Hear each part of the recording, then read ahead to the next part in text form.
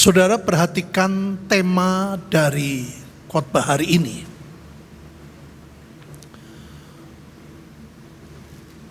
Menurut saudara, di titik manakah yang paling menentukan? Ya. Di titik manakah yang paling diperlukan oleh setiap kita? Ya.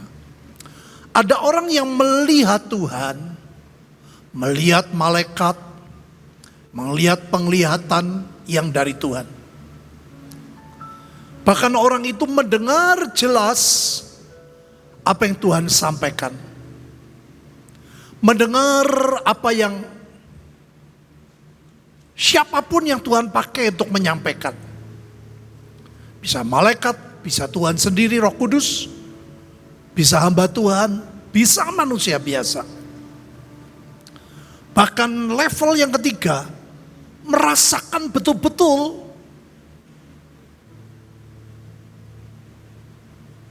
hadiratnya. Ya. Gak semua orang bisa merasakan, Bapak Ibu. Kalau orang merasakan ya hadirat Tuhan, itu betul kita bisa nangis loh. Kita bisa tersentuh begitu rupa. Tapi bagian yang keempat, bagaimana kita meresponi semuanya. Meresponi apa yang kita lihat, meresponi apa yang kita dengar, meresponi apa yang kita rasakan, ini paling penting.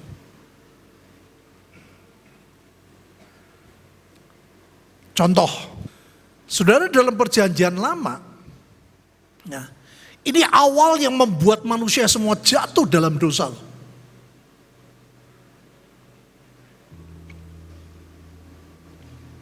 Adam yang pertama. Kita bersyukur kita punya Adam yang kedua, namanya Tuhan Yesus. Tapi di sini kita belajar, saudara.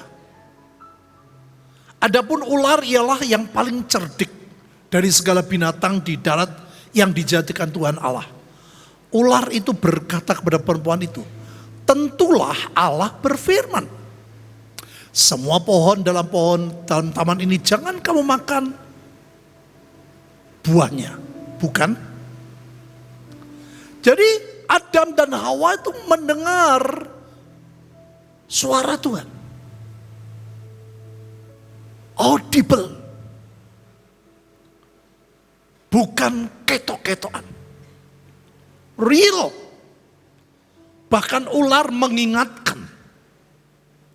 Tapi ini cerdik yang negatif. Karena ular yang dimaksud di sini adalah si jahat. Nah, jadi Bapak Ibu jangan berkata nggak ada setan. Dari awal penciptaan. Justru setan yang bekerja mempengaruhi pikiran, itu yang lebih bahaya. Gak kelihatan bentuknya. Maksudnya dalam hidup kita ya. Tapi kalau sudah lihat di mana ada kelihatan setan nanti, itu level yang gak tinggi. Berkali-kali saya bilang.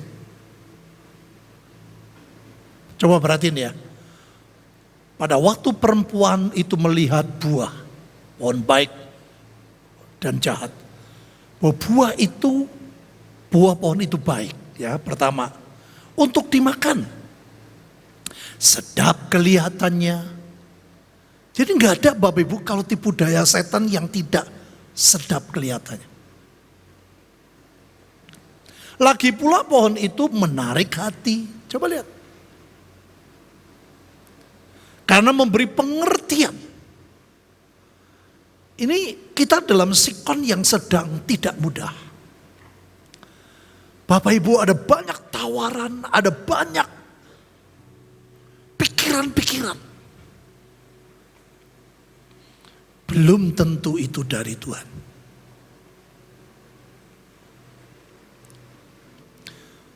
Lalu ia mengambil, ya pelan-pelan caranya. Belum dimakan. Mengambil dari buahnya, baru dimakan. Setelah dimakan diberikan kepada suaminya Adam. yang bersama dengan dia dan suaminya pun memakannya. Kesehatian yang keliru. Kesehatian di mana tidak ada langkah Tuhan. Ya. Responnya salah Bapak Ibu. Makanya saya tulis nih, peka akan dosa. Saya ingat sekali, peka akan dosa. Bukan dosa orang lain.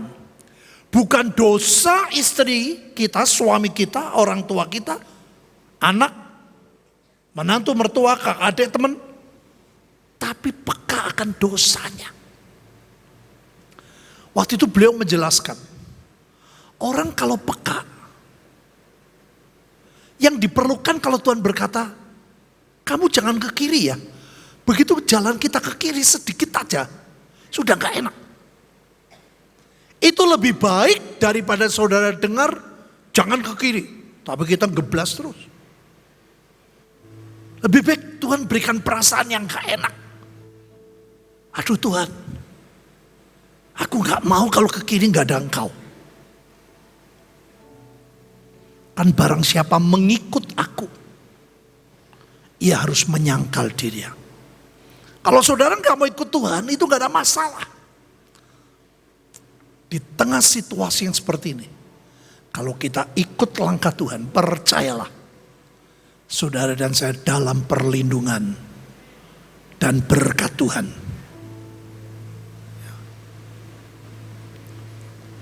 Ya, kita bersyukur oleh Adam yang kedua, Tuhan Yesus menyelamatkan kita. Next. Ini menarik Bapak Ibu. Saul itu kalau dilihat dengan hukum manusia, boleh dikata gak salah. Saul itu sudah dikasih tahu, nanti hari ke-7 Samuel akan datang. Samuel akan memberi persembahan. Samuel akan hadapkan semua ke Tuhan. Dan hari ke-7 Samuel gak datang. Jadi kalau logika saudara, Saul gak salah, dia raja loh. Tapi dia tidak melakukan apa yang Tuhan kehendaki. Saul tidak punya kepekaan akan dosa. Baru saja ia habis mempersembahkan korban bakaran yang bukan bagiannya. Yang memang bagiannya Samuel. Kalau dia terlambat ya urusannya Samuel dengan Tuhan. Maka tampaklah Samuel datang, Saul pergi menyongsongnya untuk memberi salam. Saudara kelihatannya manis. Ya. Tapi ada gap yang begitu dalam. Saul berpikir, sebentar lagi orang Filistin akan menyerang aku di Gilgal. Padahal aku belum memohonkan belas kasihan Tuhan. Sebab itu aku memberanikan diri lalu mempersembahkan korban bakaran. Dia gak punya pekakan dosa.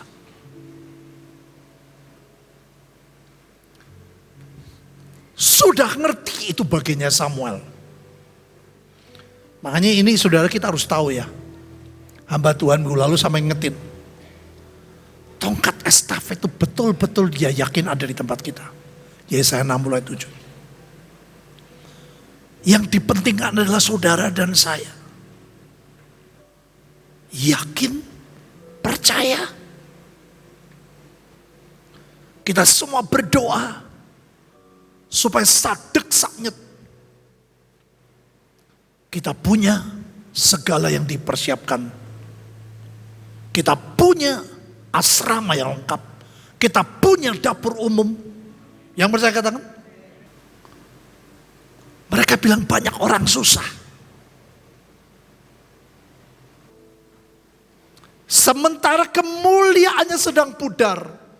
Kita harus bareng sama Tuhan Yesus. Sama Bapa menyambut mereka. Yang setuju katakan. Memang berat. Makanya saudara masing-masing, aku gak punya duit, jangan kasih duit. tenaga. Tenaga gak kuat, ya doa. Saya gak bisa bayangkan tiap hari loh. Itu gak mungkin kalau sehari berapa, 50.000 gak mungkin. Wong di halaman mereka. Jalan semua orang lewat. Tukang becak kalau pengen makan, ya makan. Apa gak repot itu? Masak dan lain sebagainya. Sudah percayalah Tuhan sedang berperkara dengan kita. Dan hatinya ada di tengah-tengah kita. Yang percaya katakan? Yang percaya katakan? Nah lihat, kata Samuel kepada Saul, perbuatanmu itu bodoh. Engkau tidak mengikuti perintah Tuhan Allahmu. Yang diperintahkannya kepadamu. Sebab sedianya, perhatiin ya, Tuhan mengokohkan kerajaanmu atas orang Israel untuk selama-lamanya loh. Bukan dia bilang, aku mau memilih Saul biar sebulan terus bubar. Enggak. Jadi hati Tuhan tuh hati yang enggak jahat, Bapak Ibu. Tapi Saul tidak punya kepekaan akan dosa. Ya, ini Saul. Dia enggak peka. Dia salah, tapi enggak merasa salah. Nah ini yang paling bahaya. Next. Bapak Ibu, kalau kita lihat ini, waduh dosanya gede banget. Nabi Nathan bilang, mengapa engkau menghina Tuhan dengan melakukan apa yang jahat di matanya. Uria orang Het itu kau biarkan ditewaskan dengan pedang. Istrinya kau ambil menjadi istrimu. Dan dia sendiri telah kau biarkan dibunuh oleh pedang Bani Amon. Saudara, dosanya gedenya bukan main. Double, triple di kesalahan Daud. Kalau kita jadi Tuhan rasanya, wah buang wae ini orang. Bener ya, bagus Saul. Tapi lihat, lalu berkatalah Daud kepada Nathan. Aku, apa Bapak Ibu? Jawab, sudah berdosa kepada Tuhan.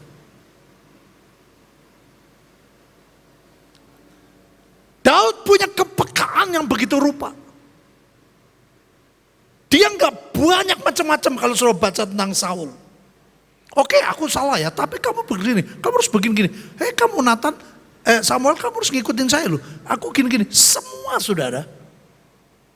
Rajanya itu statusnya nggak menurun, nggak turun.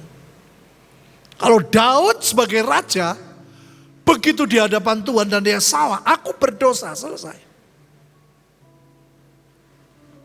Dan Nathan berkata kepada Daud, Tuhan telah menjauhkan dosamu. Engkau tidak akan mati. Respon yang benar. Peka akan dosa. Menyelamatkan setiap kita. Yang percaya katakan? Kalau suami istri di rumah juga begitu. Begitu ada yang peka siapa yang aku salah. Kita mudah memaafkan, kita mudah minta maaf. Tapi kalau aku benar, kamu yang salah. Aku gak mungkin salah. Ini titik kehancuran. Saya punya pengalaman 1 minggu lalu atau 10 hari lalu. Saya ini terbawa emosi dengan obrolan saya dengan Vincent. Awalnya masalah sepele. Sudah tahu saya bisa marah. Ada satu orang yang baru kenal. Nah ini aneh. Bisa SMS saya Amsal 14 ayat 17. Tulisannya apa?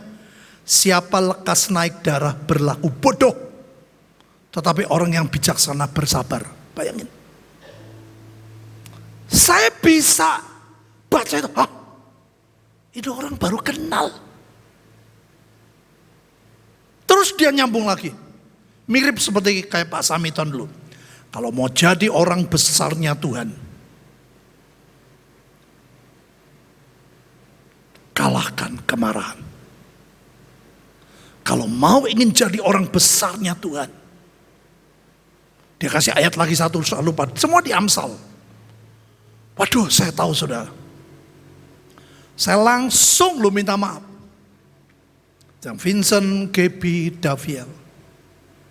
Opa minta maaf. Saya nggak jadi contoh yang baik. Untuk menantu, untuk cucu. Dia belum ngerti. Tapi saudara tahu ya. Hati anak itu ngerti. Saya langsung minta maaf. Waktu saya disuruh ngampuni papa saya ngalami loh saudara. Sesuatu dari kepala nih. Just masuk. Jadi saya audible mendengar ampuni papamu. Saya di jalan Sumatera nomor 20, sampai saya bingung, siapa yang ngomong ya? Saya di lantai 2, satu orang sendiri. Sampai saya turun tangga, saya cari, nggak ada orang. Dan kalau kamu gak ngampuni papamu, kamu gak bisa lihat kemuliaanku. Terus saya bilang, Tuhan aku mau, tapi aku gak mampu. Nah itu ada sesuatu turun. Saya nangis saudara. Apakah itu selesai? Tidak. Saya dituntun untuk menulis surat pada 5 tahun gak ketemu. Dituntun untuk menulis surat untuk minta maaf padahal saya tidak salah.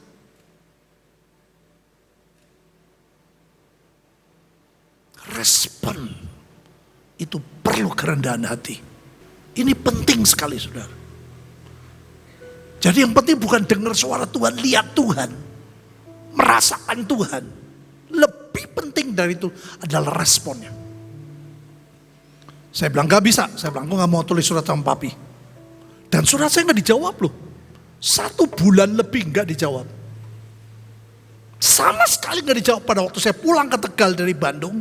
Saya di depan rumah, mobil papi saya lewat. Jadi gak dijawab.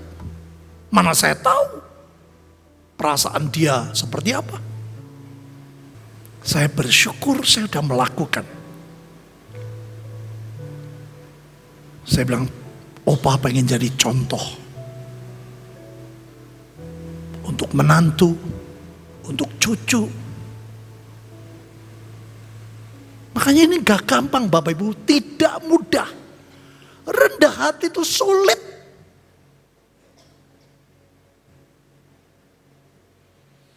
Kalau enggak benar-benar minta anugerah Tuhan, enggak bisa. Makanya dengan begitu saya langsung bilang, ayo. Orang kalau keluarga, ya udah ada salah cepat minta maaf lah, cepat selesaikan. Nanti kalau enggak kasihan si anaknya.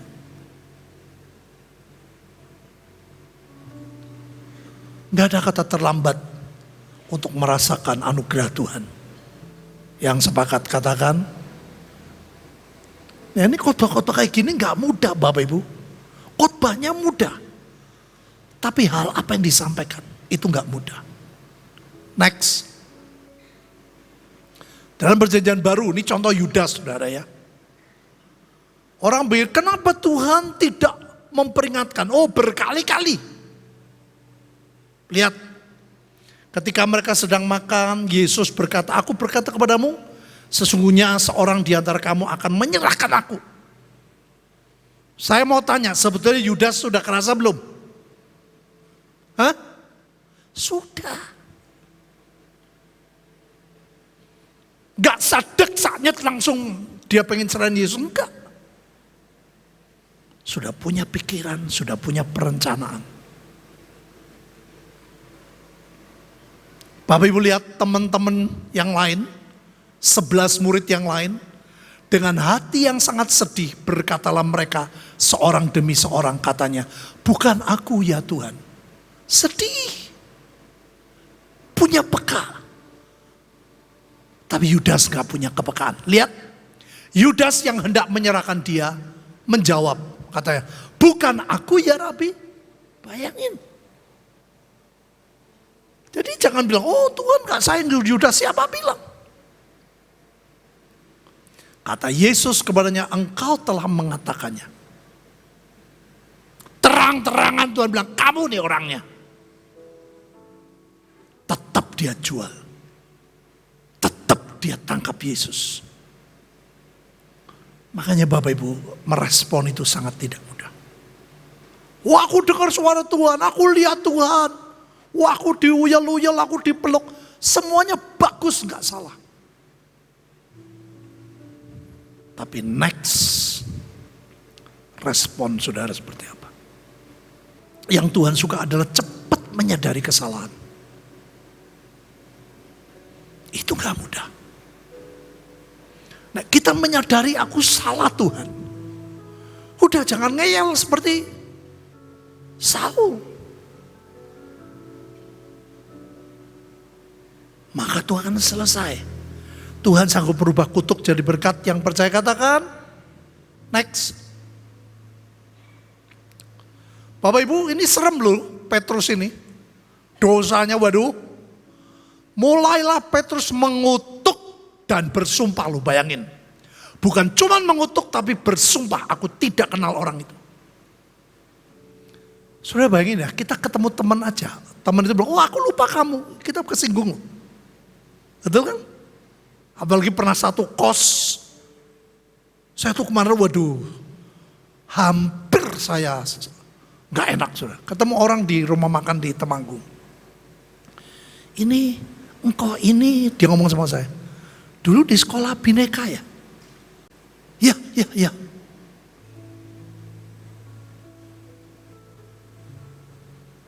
Terus dia sebut saudara. Saya bilang, loh engkau kok tahu saya? Nah ini. Dia bilang karena kau, dia ngomong nunjuk saya. Karena kau dulu waktu basket pemain inti, saya cadangan. Tidak selalu main. Karena dia lihat saya main terus, dia gak lupa. Coba bayangin, itu kan bisa membuat saya sombong. Saya bilang, oh iya.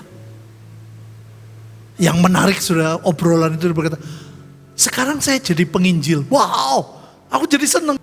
Jadi akhirnya sekarang kita ngobrol sudah. Terus jadi berkat dalam pertemanan. Yang rindu punya teman lebih banyak, katakan. Tapi ini kesempatan Tuhan sedang memulihkan dengan cara yang tidak kita duga. Yang percaya katakan, saya kagum, saya bilang Tuhan kau hebat. Dosanya super berat. Sampai dikasih tanda lu. Pada saat itu berkokoklah ayam. Tuhan sudah ngingetin. Maka teringatlah Petrus akan apa yang dikatakan Yesus kepadanya. Sebelum ayam berkokok engkau telah menyangkal aku 3 kali. Ya 3 kali. Lalu ia pergi keluar dan menangis dengan sedihnya. Ini penting sekali saudara. Peka akan dosa. Yang setuju katakan. Katakan. Ini Bapak. Yudas gak punya perasaan ini. Yudas tidak merasa salah. Dia terus kerjakan, jual, terima duit untuk Yesus diserahkan. Petrus berat kesalahannya. Saudara, dalam Kisah Para Rasul ajaib. Pada waktu mereka penuh dengan Roh Kudus, mulailah mereka berkata dengan bahasa lain. Seperti yang diberikan oleh roh itu kepada mereka untuk mengatakannya. Sementara mereka semua mengalami, merasakan hebatnya Tuhan. Tercengang, termangu-mangu. Dan ini orang lain tuh macam-macam ya. Ada yang tercengang, tapi yang hebat rasul-rasul itu dari takut menjadi tidak takut. Tidak ada kuasa jadi punya kuasa. Yang percaya katakan, ini lebih parah lagi. Tetapi orang lain menyindir. Jadi ada orang yang pro kontra itu biasa. Mereka sedang mabuk oleh anggur manis. Lihat saudara. Gak punya kepekaan. Malah menunjuk-nunjuk dan mengata-ngatai. Makanya jadilah pelaku firman. Jangan penonton. Yang percaya katakan, Ya, nggak punya peka. Next. Ini menarik Bapak Ibu. Dalam perjalanannya ke Damsyik, ia sudah dekat kota itu, tiba-tiba cahaya memancar dari langit mengelilingi dia. Paulus melihat Tuhan, Paulus mendengar suaranya, kedengarlah olehnya suatu suara yang berkata kepadanya, Saulus, Saulus, mengapa engkau menganiaya aku? Ini sebuah pertanyaan yang sulit masuk akal. Ini orang jenius. Kapan kalau setelah dia ngerti itu Yesus? Dia nggak pernah memukul Yesus. Dia tidak pernah menganiaya Yesus. Tapi ternyata apa yang Paulus lakukan kepada jemaat, dia lakukan buat Tuhan. Makanya hati-hati saudara. Bersyukurlah kalau saudara sedang mengikuti cara-cara Tuhan. Yang sepakat, ya. Paulus hampir 3 tahun setelah bertobat. Banyak rasul gak bisa terima. Hampir 3 tahun dia disingkirkan Tuhan ke tanah Arab. Dibentuk Tuhan, baru kembali ke Yerusalem, ke Damsyik dan Yerusalem. Itu pun gak semua bisa terima. Ya, bayangin Bapak Ibu, janji Tuhan kepada Paulus, enak loh. Paulus, kamu orang besar, kamu akan diberkati, kamu akan pegang kekayaan bangsa-bangsa. Enggak. Janji Tuhan apa? Aku sendiri akan menunjukkan kepadanya betapa banyak jawab penderitaan yang harus ia tanggung oleh karena namaku. Saya bisa bayangin. Makanya kalau hari-hari ini kita sedang mengalami sesuatu yang gak enak, percayalah Tuhan sedang bentuk kita. Tuhan sedang menyatakan cintanya kepada saudara dan saya. Halo? Jangan pernah ragu Bapak Ibu. Ini ajaib saudara. Janjinya luar biasa. Luar biasa apa? Gak enak buat daging. Makanya Paulus dipakai Tuhan lebih dari rasul yang lain. Munculnya terakhir tapi kerjanya lebih banyak. Next. Nah Bapak Ibu ini menarik ya. Tentang bagaimana Petrus bertobatnya tuh total. Sesudah sarapan Yesus berkata Simon Petrus, Simon anak Yohanes, apakah engkau mengasihi aku lebih daripada mereka? Sudah ternyata level cinta, level kasih ilahi itu kayak gini. Lebih daripada mereka. Kalau kita biasa-biasa saja nggak bisa seperti Paulus tadi. Sedikit menderita kita marah, sedikit menderita mana Tuhan janjinya.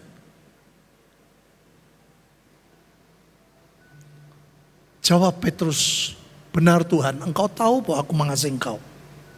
Kata Yesus kepadanya, gembalakanlah domba-dombaku. Dunia sedang butuh penggembalaan kasih Tuhan. Anak bungsu dari kandang lain sedang butuh digembalakan. Yang mengerti katakan. Kata Yesus pula kepada itu kedua kalinya. Simon anak Yohanes, apakah engkau mengasihi aku? Jawab Petrus kepadanya, benar Tuhan, engkau tahu bahwa aku mengasihi engkau. Kata Yesus kepadanya, gembalakanlah. Ini yang ajaib. Kata Yesus kepadanya itu ketiga kalinya. Simon anak Yohanes, apakah engkau mengasihi aku? Maka apa Bapak Ibu? Sama nih seperti dengan Daud, sama seperti dengan Petrus. Ya. Sedih hati Petrus karena Yesus berkata itu ketiga kalinya. Apakah engkau mengasihi aku? Ia berkata kepadanya, Tuhan engkau tahu segala sesuatu. Engkau tahu bahwa aku mengasihi engkau. Kata Yesus kepadanya, gembalakanlah domba-dombaku. Saya bilang sama saudara, doain saya supaya jadi gembala yang baik buat keluarga saya, mantu saya, cucu saya. Sampai saya jadi gembala yang baik buat jemaat Shekinah. Jadi gembala yang baik untuk satelit-satelit. Jadi gembala yang baik buat anak bungsu. Aduh saudara. Kadang-kadang saya bilang Tuhan. Tapi saya cuma percaya. Kalau Tuhan yang memanggil, Tuhan pasti memberi kekuatan. Nah ini menarik. Saudara dulu sebetulnya ya. Ada hamba Tuhan dari Tasik. Sekarang udah tua banget. Udah tua. Pernah bernubuat ini di mobil perjalanan saya dari Bandung ke Salabintana. Dia bilang sama saya, pakai ayat ini. Aku berkata kepadamu sesungguhnya, ketika engkau masih muda, ini Petrus loh ya. Engkau mengikat pinggangmu sendiri, engkau berjalan kemana saja kau kehendaki. Karena waktu itu beliau lihat saudara, dari tahun 85, saya itu bisa keluar negeri. Kemarin dihitung saudara, 74 negara loh. Bukan 60, 74. Kenapa? Karena zaman dulu Uni Soviet, dalamnya isinya banyak. Kalau cuma satu ya sedikit. Saya kalau pergi 3 bulan.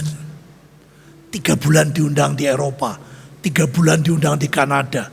3 bulan diundang di Amerika. 3 bulan diundang di Australia. 3 bulan sudah. Tapi kalau Tuhan tempatkan di sini. Kota kecil. Tapi Tuhannya besar. Izinkan Tuhan berencana dengan cara-cara yang tidak kita pikirkan. Lihat. Tetapi jika engkau sudah tua, artinya rohanimu sudah dewasa, engkau akan mengelurkan tanganmu, orang lain akan mengikat engkau, membawa engkau ke tempat yang tidak kau hendaki. Temanggung tidak pernah kepikir buat saya.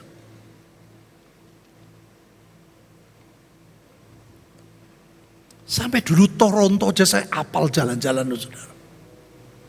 Yang street, waduh panjangnya bukan main. Itu kota yang gak ada gunung. Belanda sampai saya apal nih rumah makan ini, rumah makan itu, kota ini. Kita berangkat dari Belanda pagi, siang di Paris, malam di negara lain. Wah, buat saya itu enak sekali. Tapi pada waktu Ibu Linda di rumah sakit Darmor ini, saya hanya berlutut, saya bilang Tuhan aku tahu aku salah. Tapi aku nggak tahu salahku apa. Nah lihat saudara, pada waktu kita bilang Tuhan ampuni, benar-benar bukan cuman sekedar mulut. Aku tahu, saya bilang aku tahu aku salah, cuma salahku apa nggak tahu. Baru Tuhan bilang kalau kamu mau di Temanggung, anakmu laki-laki. Siapa yang pernah mikir kalau sekarang Yesaya 60 ayat 7 tongkat estafet ada di kita? Yang percaya katakan kecil tapi Tuhannya besar. Saya percaya kita semua ditempatkan karena Tuhan punya rencana yang ajaib. Yang percaya katakan next. Hal ini dikatakannya untuk menyatakan bagaimana Petrus akan mati dan memuliakan Allah. Sesudah mengatakan demikian dia berkata Petrus, ikutlah aku. Ternyata Petrus juga mendapat hal yang sama. Seperti Paulus. Yang penting ikut Tuhan. Ikut maunya Tuhan. Coba bilang kanan kirimu, saya mau ikut Tuhan. Saya mau ikut maunya Tuhan. Ada sesuatu yang engkau sedang lihat bahwa buah pohon itu baik untuk dimakan. Sedap kelihatannya. Ya Tuhan. Pohon itu menarik karena memberi pengertian. Minta peka akan dosa. Di tengah kesulitan, saya dulu di Temanggung hampir putus asa. Sebetulnya sudah putus asa. Dan dapat tawaran dari Vancouver. Ada jemaat, ada mobil, saya tinggal layani. Dan ayat itu muncul kembali.